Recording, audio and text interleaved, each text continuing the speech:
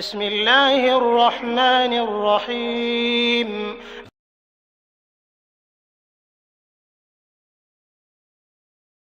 ورحمة الله وبركاته. الحمد لله رب العالمين والصلاة والسلام على رسوله الأمين. أما بعد، فإن خير الحديث كتاب الله، خير الهدي هدي محمد صلى الله عليه وسلم، وشر الأمور محدثاتها، وكل محدثة بدعة، وكل بدعة ضلالة، وكل ضلالة في النار. قال الله تعالى في القرآن المجيد وفي الفرقان الحميد: أعوذ بالله من الشيطان الرجيم، بسم الله الرحمن الرحيم. الذي جعل لكم الأرض فراشا والسماء بناء وأنزل من السماء ماء فأخرج به من الثمرات رزقا لكم فلا تجعلوا لله أندادا وأنتم تعلمون. وإن كنتم في ريب مما نزلنا على عبدنا فأتوا بسورة من مثله وادعوا شهداءكم من دون الله إن كنتم صادقين.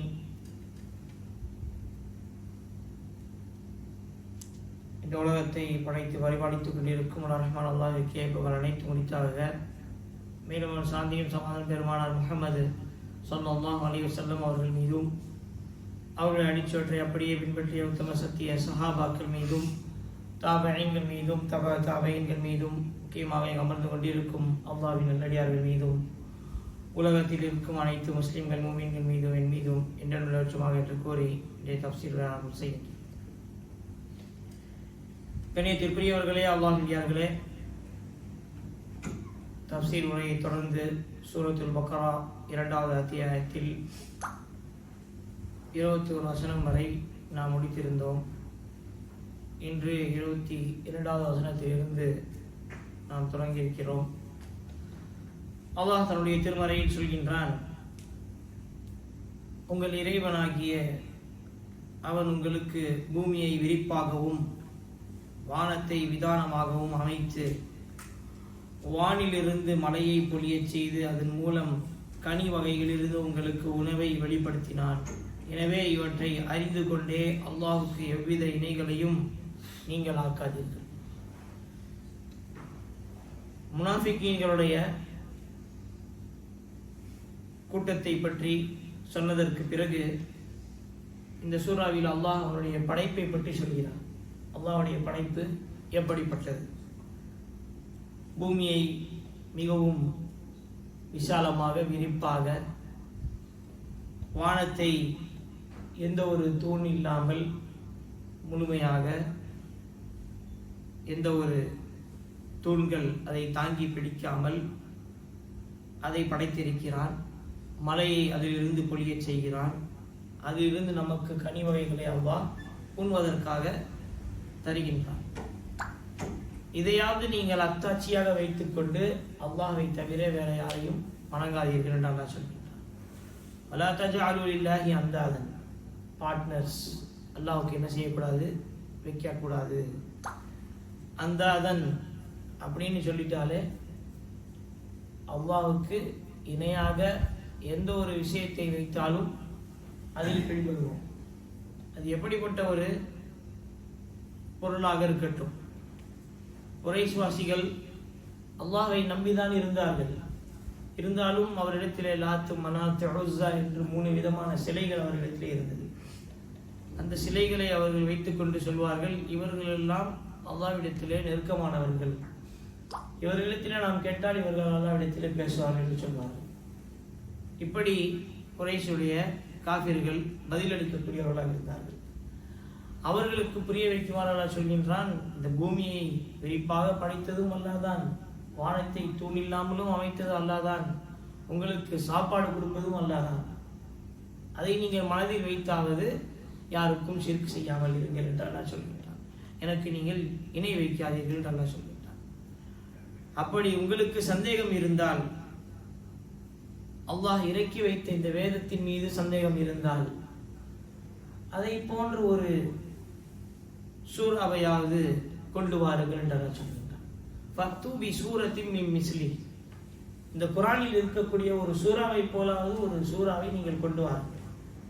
இந்த வேதத்தின் மீது உங்களுக்கு சந்தேகம் இருந்தால், இது பொய்யாக உங்களுக்கு தெரிந்தால், ஃபத்தூபி சூரத்தின் மின் மிஸ்லி, நீங்களே ஒரு சூறாவை எழுதி கொண்டு வாருங்கள். உங்களால் முடியுமா என்று அல்லாஹ் சொல்கின்றான். சூறாவை எழுதி கொண்டு வருவது மட்டும் அல்லாமல் அதற்கு சாட்சியும் கொண்டு வாருங்கள். உதுஉ ஷுஹதாக்கும் மின் தூனில்லாஹ், அல்லாஹ்வை தவிர நீங்கள் யாரை வணங்குகிறீர்களோ அவர்களை சாட்சியாக கொண்டு வாருங்கள். சூறாவை அல்லாஹ் கொண்டு வர சேலஞ்ச் பண்றான். இது இந்த காலத்துல மட்டும் இல்ல, ரசூலுல்லாஹி ஸல்லல்லாஹு அலைஹி வஸல்லம் காலத்தில் இருந்தே இந்த குர்ஆனிலே மாற்றத்தை கொண்டு வருவதற்கான முயற்சி நடந்து கொண்டுதான் இருக்கிறது. அப்பொழுது ஆரம்பிச்சது இன்ன வரைக்கும் முயற்சி செஞ்சுதான் இருக்காங்க. யூதர்கள் முஸ்லிம்களை விட அதிகமாக குர்ஆன் படிக்கக்கூடியது இந்த உலகத்தில் யூதர்கள் தான். காரணம், குர்ஆன்ல ஏதாவது சேஞ்ச் கொண்டு வரணும், ஏதாவது புதுசாக நுழைக்கணும். எந்த அளவுக்கு அவங்க முன்னேறிட்டாங்கன்னா, பிளே ஸ்டோரில் அவங்களுடைய ஆப் அவங்க பதிவு செஞ்சுருக்காங்க குர்ஆன்னு சொல்லி. அந்த குர்ஆனை நீங்கள் டவுன்லோட் பண்ணி பார்த்தீங்கன்னா அதில் நம்முடைய சூறாக்கள் வசனங்களை மாற்றி வைத்திருப்பார்கள். அந்த வசனங்கள் இந்த சூறாக்களில் இருக்காது, அதில் நுழைத்து விடுவார்கள். புதுசாக கொண்டு வர முடியல, இருந்தாலும் என்ன செஞ்சுட்டாங்க, அந்த சூறாவுடைய வசனம் இந்த சூறா, எந்த சூறாவுடைய வசனம் அந்த சூறாக்கள் இப்படி செஞ்சு வச்சிருக்காங்க. இது எப்படி கண்டறியப்பட்டது? ஹாஃபிதுகள், இமாமை போல ஹாஃபிதுகள் இருந்தால் போதும். அவர் படித்து அவர்கள் புரிந்து இந்த விஷயத்தை தெளிவாக சொல்லிவிட்டார்கள். இது யூதர்களால் செய்யப்பட்ட ஒரு சூழ்ச்சி. அல்லாஹ் குர்ஆன்ல சூறா கொண்டு வர சொன்னா அவங்களால கொண்டு வர முடியல, அவங்களால சாட்சியும் கொண்டு வர முடியாது. சூறா கொண்டு வந்தாங்கன்னா சாட்சி கொண்டு வர்றதுக்கு ரெண்டுமே முடியாது. ஆனால் இன்னைக்கு அவர்கள் என்ன செய்கிறார்கள், புதிய புதிய நுணுக்கமான வழிமுறைகளில் கொண்டு சூறாவை கொண்டு வர முடியவில்லை, வசனத்தை கொண்டு வர முடியவில்லை. ஆனால் சூறா பேரை மாற்றி வச்சுட்டாங்க, சூறாக்களுடைய வசங்களை மாற்றிட்டாங்க. இப்படி நிறைய ஆப் இருக்கு. நம்ம என்ன செய்யணும், அவேராக இருக்கணும். நிறைய பேர் ஆர்வத்தோட குர்ஆன் ஆப் டவுன்லோட் பண்ணி குர்ஆன் படிப்பாங்க ஃபோனில். ஆனால் அது ஆத்தென்டிக்கான ஆப்பான்னு பார்க்கணும். யூதர்களுடைய ஆப்பில் கூட நம்ம நிறைய பேர் வெளிப்படையாக குர்ஆன் தான் தெரியும், ஆனால் உள்ள மாற்றம் ஏற்படுத்திருக்கோம். ஆஃபீஸில் இருந்தால் கண்டுபிடிச்சிடலாம், இல்லைன்னா பாவம் நமக்கே தெரியாமல் நம்ம பாவம் சம்பாதிச்சுட்டு இருப்போம். யாருக்காவது ஏதாவது ஒரு விஷயத்தில் நீங்கள் டவுட்டு கேட்கணும் இந்த குர்ஆனை பற்றினா நீங்கள் கண்டிப்பாக விசாரிக்கணும். உங்களுக்கு உலக ரீதியாக நீங்கள் கிங், உலக விஷயத்தில் மார்க்க விஷயத்தில் உலமாக்களை நீங்கள் இப்படிப்பட்ட செயலிகளை அணுகும் பொழுது கண்டிப்பாக கேள்வி கேட்க வேண்டும். அவர்கள் அதற்கான பதிலை சொல்வார்கள். அடுத்ததாக அல்லாஹ் சொல்கின்றான், உண்மையாளர்களாக நீங்கள் இருந்தால், இன்குந்தும் சாதிக்கின், நீங்கள் உண்மையாளர்களாக இருந்தால் குர்ஆனுடைய ஒரு சூறாவை போல் கொண்டு வாருங்கள். ஹாரூன் ரஷீத் காலத்தில் ஒரு மிகப்பெரிய கவிதையாளி, கவிதை எழுதக்கூடியவர், குர்ஆன் அப்படியே நான் ஒரு சூறாவை கொண்டு வருகிறேன் என்று சத்தியம் செய்து போனார். அவர் கொண்டு வந்த அந்த சூறாவை சபையில் ஓதும் பொழுது சபை முழுக்க சிரித்தது. ஏன்னா குர்ஆன் மாதிரி அவர் கொண்டு வரல.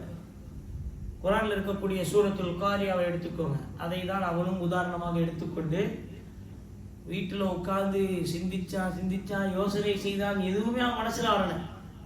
கடைசியாக அவன் கண்ணில் பட்டது யானை தான். அந்த யானையை வச்சு ஒரு சூறா எழுதினான். அல்ஃபீல் மல்ஃபீல் ஒமா அதராக்க மல்ஃபீல். இந்த 3 வசனத்தை கொண்டு போய் சபையில் ஒப்படைச்ச உடனே அரசரும் சரி, ஹாரூன் ரஷீதும் சரி, இருந்த எல்லாரும் சரி சிரித்தான். என்னப்பா நீ அரபி புலவர்னு சொல்ற, கொண்டு வந்த வசனத்துக்கு என்ன வித்தியாசம், என்ன அர்த்தம் இருக்கு? ஒன்றும் அர்த்தம் இல்லையே. யானை, யானை என்றால் என்ன? யானையை பற்றி உனக்கு என்ன தெரியும்? எனப்பா அல் காரியாவுக்கு என்ன அர்த்தம் தெரியுமா? மறுமை நாளில் கிடுகிடுக்கக்கூடிய சத்தத்தை பற்றி என்ன தெரியும் என்றெல்லாம் கேட்கின்றான். ஒமா அத்ராக்கம் அல் காரியா, அந்த நாளுடைய நிலைமை பற்றி யாருக்கு தெரியும்? யாருக்காவது தெரியுமா? யாருக்குமே தெரியும். அந்த ஒரு 3 வசனத்துல மறுமையுடைய வரலாற்றை பற்றி, மறுமையில் நடக்கக்கூடிய அந்த சினாரியோ அல்லாஹ் அப்படியே செஞ்சுட்டான். அந்த 3 வசனத்துல வச்சுட்டான். இவனோ யானையை பற்றி கொண்டு வந்து யானைனா என்ன, அது யானை இது யானை அரசவையை சிரிச்சது. இப்படி தான் அவங்க என்ன செஞ்சாங்க, குர்ஆனை மாற்றுவதற்காக முயற்சி செய்தார்கள், தோல்வி அடைந்து போனார்கள். இன்னைக்கும் அவர்கள் முயற்சி செய்கிறார்கள், ஆனால் முடியவில்லை. ஏனென்றால் நம்மள்கிட்ட இல்லை. குர்ஆனை பாதுகாப்பதற்கான பொறுப்பு அல்லாஹ்வே டைரக்டா எடுத்திருக்கான். அல்லாஹ் சொல்றான், நஹ்னு நஸல்னா அத்திக்ரா இன்னா நஹ்னு நஸல்னா திக்ரா வ இன்னா லஹு லஹாஃபிஸூன். நாமே இந்த திக்ரை இறக்கினோம், நாமே அதை பாதுகாப்போம். இந்த இடத்துல நாம் என்றால் அல்லாஹ். அல்லாஹ் சொல்லினா நாமே அதை பாதுகாப்போம், கவலைப்பட தேவையில்லை, நீங்கள் வெறும் ஓதுனா போதும். கரெக்டா தமிழாக்கத்தோட அர்த்தத்தோட உங்களுக்கு என்ன மொழி தெரியுதோ அதனுடைய விளக்கத்தோட ஓதி நீங்கள் புரிந்து கொண்டு அமல் செய்தாலே போதும், பாதுகாக்கிற வேலை என்னுடைய அப்படின்னு நல்லா சொல்றான். فَإِنْ لَمْ تَفْعَلُوا وَلَنْ تَفْعَلُوا فَاتَّقُوا النَّارَ الَّتِي وَقُودُهَا النَّاسُ وَالْحِجَارَةُ أُعِدَّتْ لِلْكَافِرِينَ. இப்ப நரகத்தை பத்தி அல்லாஹ் சொல்றான். இந்த இடத்துல முதல்ல ஆரம்பிச்சது அல்லாஹ்வுடைய புகழ், குர்ஆனை பற்றி, மூமின்களை பற்றி, மூமினுடைய பண்பை பற்றி, முனாஃபிகீன்கள் பற்றி, முனாஃபிகீன்களுக்கு அடுத்து வானம் பூமியை பற்றி சொன்னான். அதற்கு பிறகு இந்த குர்ஆனுக்கு ஒரு சேலஞ்ச். அதற்கு பிறகு இப்ப அல்லாஹ் என்ன செய்யறான், நரகத்தை பற்றி சொல்றான். இந்த நரகம் எப்படிப்பட்டது, அந்த நரகம் எப்படி மூட்டப்படும், மனிதர்களாலும் கல்லாலும் மூட்டப்படும். கேள்விப்பட்டிருக்கீங்களா அப்படிப்பட்ட ஒரு நெருப்பை? இன்னைக்கு கேஸ், எல்பிஜி, சிஎன்ஜி நிறைய விஷயம் இருக்கு, பெட்ரோலு, கெரோசின், இதை வச்சு நம்ம என்ன செய்யறோம், நெருப்பை மூட்டி வரும், நெருப்பு அதிகரிக்குது. ஆனால் அல்லாஹ் சொல்கின்றான், உஇத்தத் லில் காஃபிரீன், காஃபிர்களுக்காக தயாரிக்கப்பட்ட அந்த நரகம் எப்படி மூட்டப்படும், வகூதுஹன் நாசு வல் ஹிஜாரா, அது மூட்டப்படும் என்றால் மனிதர்களையும் கற்களை கொண்டும் தான் அதை மூட்டுவான் என்றெல்லாம் சொல்கின்றான். அப்ப யோசிச்சு பாருங்க, இன்னைக்கு வுட்டு, கோல்ஸ் நிறைய நம்ம என்ன செய்யறோம், சாப்பிடும் போது எரிச்சு அதை நெருப்பு மூட்டி சமைக்கிறதுக்காக யூஸ் பண்றோம். நிறைய பேர் அதை எரிக்கிறதுக்கு நிறைய விஷயங்களை கொண்டு யூஸ் பண்றாங்க. ஆனால் அல்லாஹ் என்ன யூஸ் பண்றான், மனிதர்களையும் கற்களையும். இறுதியாக சொல்லிட்டான், எல்லாம் அச்சப்படாதீங்க, அஞ்சாதீங்க, பயப்படாதீங்க. அது யாருக்காக தயாராக்கப்பட்டிருக்கிறது என்றால் அது காஃபிர்களுக்காக தயாராக்கப்பட்டிருக்கிறது, இறை நிராகரிப்பாளர்களுக்காக, இறை மறுப்பாளர்களுக்காக அந்த நெருப்பை எல்லாம் தயாராக்கி இருக்கிறான். அப்படிப்பட்ட அந்த நெருப்பு யாரை சுடும் என்றால், இந்த உலகத்திலே அல்லாஹ் அவர் என்ன சொன்னானோ அதை அவர்கள் செய்தாலோ அவர்களை தீண்டாது. அதை அவர்கள் செய்யாமல் விட்டுவிட்டால், ஃபைல்லம் தஃபாலு, அவர்கள் செய்யாவிட்டால், அந்த அமலை அவர்கள் செய்யாவிட்டால் அது அவர்களை தீண்டும், நரகம் அவர்களை தீண்டும். அடுத்ததாக நரகத்திற்கு பிறகு உடனே மனது குளிர்வதற்காக அல்லாஹ் சொர்க்கத்தை பற்றி சொல்கின்றான். وَبَشِّرِ الَّذِينَ آمَنُوا وَعَمِلُوا الصَّالِحَاتِ أَنَّ لَهُمْ جَنَّاتٍ تَجْرِي مِنْ تَحْتِهَا الْأَنْهَارُ كُلَّمَا رُزِقُوا مِنْهَا مِنْ ثَمَرَةٍ رِزْقًا قَالُوا هَذَا الَّذِي رُزِقْنَا مِنْ قَبْلُ وَأُتُوا بِهِ مُتَشَابِهًا وَلَهُمْ فِيهَا أَزْوَاجٌ مُطَهَّرَةٌ وَهُمْ فِيهَا خَالِدُونَ. நரகத்தை பற்றி சொன்ன உடனே எல்லாருக்கும் பயம் வந்துருச்சு. அல்லாஹ் நெருப்பை எப்படி மூட்டுவான், மனிதர்களையும் கற்களையும் பாறைகளையும் கொண்டு மூட்டுவான். அதற்கு பிறகு அல்லாஹ் சொல்கின்றான், நபியே நீங்கள் சுப செய்தி சொல்லுங்கள், அவங்களுக்கு குட் நியூஸ் கொடுங்க. எதை பத்தி? சொர்க்கத்தை பத்தி. யாருக்கு குட் நியூஸ் கொடுங்க, யாருக்கு சுப செய்தி சொல்லுங்க? உபஷிரில் லதீன ஆமனு, ஈமான் கொண்டவர்களுக்கு. ஈமான் கொண்டவர்களுக்கு அல்லாஹ் சுப செய்தி சொல்றான். என்ன சுப செய்தி? அவர்கள் ஈமானும் கொண்டிருக்க வேண்டும், வாமிலு சாலிஹாத், நல்ல அமலும் செய்திருக்கணும். நிறைய பேர் ஈமான் மட்டும் கொள்ளுவாங்க, நல்ல அமல் செய்ய மாட்டாங்க, அப்ப பிரயோஜனம் கிடையாது. அவர்களுக்கு அந்த சுப செய்தி கிடையாது. ஈமானும் கொள்ள வேண்டும், நல்ல அமலும் செய்ய வேண்டும். அப்படிப்பட்டவர்களுக்கு அல்லாஹ் சொல்கின்றான், அன்னலஹும் ஜன்னாத்தின் தஜ்ரி மின் தஹ்திஹா அல்-அன்ஹார், அவர்களுக்கு நிச்சயமாக சொர்க்கங்கள் உண்டு, தோட்டங்கள் உண்டு. ஜன்னாத்தின், அப்படிப்பட்ட தோட்டங்கள், தஜ்ரி மின் தஹ்திஹா அல்-அன்ஹார், ஒவ்வொரு தோட்டத்திற்கும் கீழ் ஆறுகள் ஓடிக்கொண்டிருக்கும். ஆறுகள் ஓடிக்கொண்டிருக்கும். ஒவ்வொரு தோட்டத்திற்கு கீழ் என்ன ஓடிக்கொண்டிருக்கும்? ஆறுகள் ஓடிக்கொண்டிருக்கும். இதெல்லாம் அவர்களுக்கு தான் சொந்தம். குல்லமா ருசிகு மின்ஹா, ஒவ்வொரு நேரமும் அவர்கள் அதிலிருந்து எடுத்து உண்ணக்கூடிய ஒவ்வொரு பழத்தை அவர்கள் புசிக்கும் பொழுதும் சொல்வார்கள், இது அந்த பழத்தை போல இருக்கு, இது இப்படி இருக்கிறது, இப்படி ருசியாக இருக்கிறது என்று சொல்வார்கள். ஆனால் அல்லாஹ் சொல்கின்றான், ஹாதல்லதி ருசிக்குனா மின் கபுல், இப்படிப்பட்ட பழங்கள் நீங்கள் முன்னாடி ருசிச்சிருக்க மாட்டீங்க. இந்த சொர்க்கத்துல சாப்பிடக்கூடிய பழங்கள் நீங்க முன்னாடி உலகத்துல ருசித்திருக்க மாட்டீங்க. இது இந்த இடத்துல உங்களுக்கு ஸ்பெஷலா கொடுக்கக்கூடிய பழங்கள். ஒவ்வொரு முறையும் ஒவ்வொரு ஃப்ரூட்டை ஒரு மனிதர் சொர்க்கத்துல சாப்பிட்றாருன்னா அவர் இதுக்கு முன்னாடி சாப்பிட்ட மாதிரி இருக்கு, இது இந்த பழம் வேற மாதிரி இருக்கு, இந்த பழத்துடைய டேஸ்ட் வித்தியாசமா இருக்கு. அந்த மாதிரி ருசியான விஷயங்கள் எல்லாம் அவர்களுக்கு சொர்க்கத்தில் உண்டு.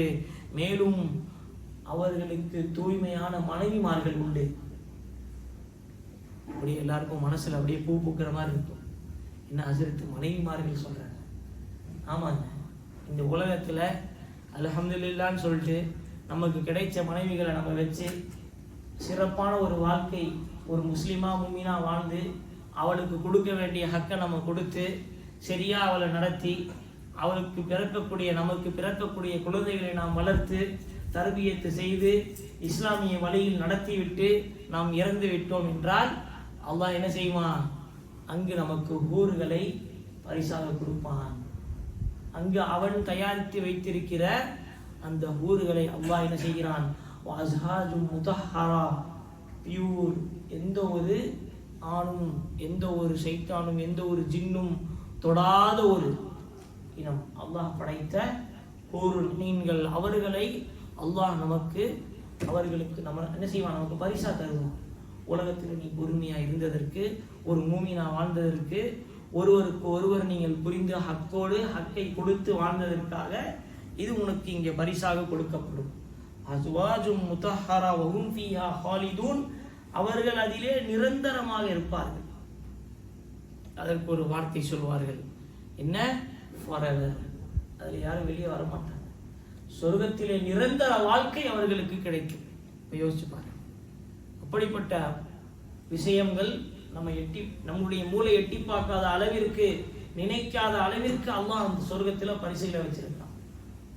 நம்ம யோசிச்சு கூட பார்த்துட்டு இருக்க மாட்டோம். இப்படிப்பட்ட ஒரு இடம், இந்த இடத்தில் நாம் இப்படி வாழ்வோம், இவ்வளவு அழகான விஷயங்கள் இருக்கிறது. இங்கே ஒரு மரத்தை பற்றி சொல்லப்படுகிறது. அங்க இருக்கக்கூடிய ஒவ்வொரு மரமும் எந்த அளவிற்கு நிழல் கொடுக்கக்கூடிய நீளமான அளவில் இருக்குமா? ஒரு குதிரையின் மீது உட்கார்ந்து 70 வருடம் அந்த குதிரையில் சவாரி செய்தாலும் அந்த மரத்துடைய நிழல் முடியாது. யோசிச்சு பாருங்க. ஒரு மரத்துடைய நிழலே இவ்வளவு பெருசா இருக்குன்னா அப்ப எவ்வளவு பெருசாக எவ்வளவு மரத்துடைய நிழல்கள் இருக்கு. 70 வருடம் ஒரு குதிரையில் சென்றாலும் அந்த ஒரு மரத்துடைய நிழல் அவர் கடந்திருக்க மாட்டார். யோசிச்சு பாருங்க. இந்த அளவிற்கு பரக்கத்து ரஹமத்துகள் அந்த இடத்தில் நமக்கு அல்லாஹ்வின் மூலமாக நமக்கு கிடைக்கும். إن الله لا يستحي أن يضرب مثلا ما بعوضة فما فوقها فأما الذين آمنوا فيعلمون أنه الحق من ربهم وأما الذين كفروا فيقولون ماذا أراد الله بهذا مثلا يضل به كثيرا ويهدي به كثيرا وما يضل به إلا الفاسقين. அல்லாஹ்வுடைய படைப்பிலேயே சின்ன படைப்பை பற்றி அல்லாஹ் சொல்றான். அல்லாஹ்வுக்கு எந்த வெட்கமும் கிடையாது. ஒரு கொசுவை போன்ற படைப்பை படைத்து அந்த படைப்பை உதாரணமாக மக்களுக்கு முன்னால் வைப்பதற்கு அல்லாஹ்வுக்கு எந்த வெட்கமும் கிடையாது. கொசுவை போல ஒரு படைப்பை நம்மளால் படைச்சிட முடியுமா? சொல்லுங்க. கொசுவை போல ஒரு படைப்பை நம்மளால் படைச்சு கொண்டு வர முடியுமா? முடியாது. அதற்கு எவ்வளவு கண் பதறுகள் இருக்கிறது என்று யாருக்கும் தெரியாது. சிலவர்கள் சொல்கிறார்கள் 3000 கண்கள், 3000 லென்ஸ் இருக்கு ஒரு கொசுவுக்கு சொல்றாங்க. 4000 6000 லென்ஸுகள் இருக்குன்னு சொல்றாங்க அவங்களுடைய கண்ணில். யோசிச்சு பாருங்க. அதை உதாரணமாக அல்லாஹ் கொடுக்கிறதுக்கு வெட்கப்பட மாட்டான். அப்படிப்பட்ட இறைவன் நம்மிடத்திலே சொல்கின்றான், அதுதான் ஹக்கு. ஈமான் கொண்டவர்கள் என்ன செய்வார்கள்? நம்முடைய ரப்பு படைச்சது அல்லாஹ்வுடைய படைப்பு என்று ஏற்றுக்கொள்வார்கள். இதுவே காபியர்களாக இருந்தால் அவர்கள் சொல்வார்கள், மாதா அராதுல்லாஹு பிஹாதா மஸலா, அல்லாஹ் இதை வச்சு என்ன சொல்ல விரும்புறான், இந்த சின்ன பிராணியை வச்சு என்ன சொல்ல விரும்புறான்னு இலக்கணமா பேசுவாங்க. யாரு? அல்லாஹ்வை நிராகரிக்கக்கூடியவர்கள். மேலும் அல்லாஹ் சொல்கின்றான், இந்த குர்ஆனை கொண்டு நிறையவர்கள் நேர்வழியும் பெறுவார்கள், நிறையவர்கள் வழிகேட்டிலும் போவாங்க. இந்த குர்ஆனையே வச்சு நிறைய பேர் என்ன செய்வாங்க? நேர்வழியும் பெறுவாங்க, வழிகேட்டிலும் போவாங்க. இன்ஷா அல்லாஹ் இதற்கு பிறகு நாம் அல்லாஹ்வுடைய படைப்பை பற்றி கொச்சையாக பேசக்கூடாது. அது எப்படிப்பட்ட ஒரு படைப்பாக இருந்தாலும் யாருடைய படைப்பு? அது அல்லாஹ்வுடைய படைப்பு. அதைத்தான் அல்லாஹ் சொல்கின்றான், மூமின்களாக இருந்தால் அந்த படைப்பை அல்லாஹ் படைச்சதுன்னு சொல்லி ஏற்றுப்பாங்க. காஃபிர்களாக இருந்தால் இந்த படைப்பை படைச்சு அல்லாஹ் என்ன சொல்ல விரும்புகிறான் இலக்கணமா பேசுவான். நாம அப்படி கிடையாது. அந்த படைப்பையும் புகழ்ந்து பேச வேண்டும். அல்லாஹ் படைத்தது என்று எண்ணி நாம் அதிலிருந்து மத்தாட்சி பெற வேண்டும், அதிலிருந்து படிப்பினை பெற வேண்டும். நம்மால் முடியாத ஒரு விஷயத்தை செய்யக்கூடிய ஒருவன் இருக்கிறான், அது அல்லாஹ் மட்டும்தான். அல்லாஹ் நம் அனைவருக்கும் கேட்ட எல்லா விஷயங்களையும் நன்றாக புரிந்து கொண்டு அதில் என்ன நமக்கு அமல் செய்யக்கூடியதாக இருக்கிறதோ அதை நாம் அமலில் கொண்டு வருவதற்கு அல்லாஹ் புரிவானாக. ஆமீன். வாஹிர் அல்ஹம்துலில்லாஹி ரப்பில் ஆலமீன். அஸ்ஸலாமு அலைக்கும் வரஹ்மத்துல்லாஹி வபரகாத்துஹு.